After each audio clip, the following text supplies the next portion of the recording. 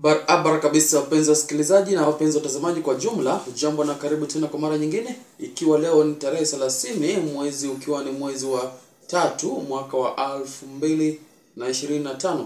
Langu jina kama kawaida, balozi wa Manchester United, Lewis Lapoz.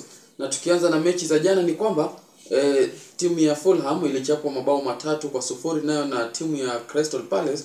Kumbuka mechi hiyo ilikuwa ni ya FA Cup, nayo timu ya Nottingham Forest wakishinda kwa penalty timu ya Brighton bao 1-0.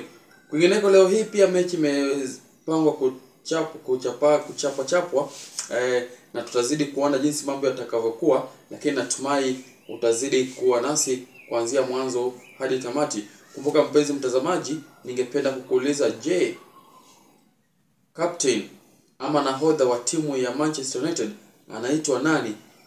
Jibu kwenye comment section na utapata zawadi yako. Kwa heri kwa sasa na kutakia siku njema.